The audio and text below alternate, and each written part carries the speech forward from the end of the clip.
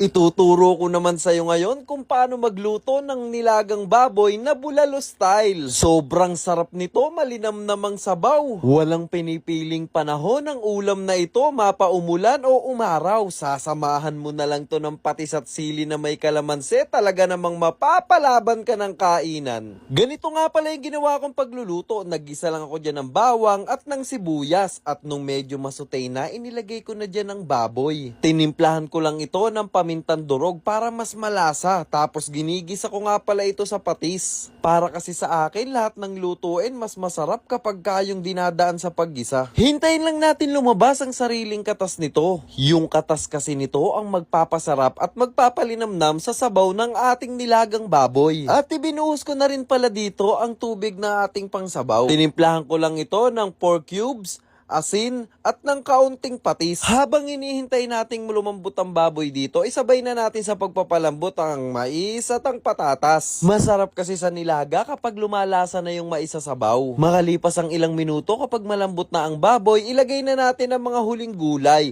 Ang Baguio beans, ang pechay Baguio, at ang pechay. Masarap nga naman sa nilagang baboy kapag maraming gulay. Dahil luto at timplado na ang ating nilagang baboy, hihintay na lang nating maluto ang mga huling gulay nilagay at okay na ito. And finally, luto na ang ating nilagang baboy. Sobrang sarap ulamin nito. Talaga namang maitataob mo ang kalderong bagong saing na kanin. Sasamahan mo na lang ng patis at sili na may kalamansi. Talaga namang mapapaulit ka. Syempre masarap yan. I-follow mo na ako para maging updated ka sa mga bago ko pang videos na lulutuin.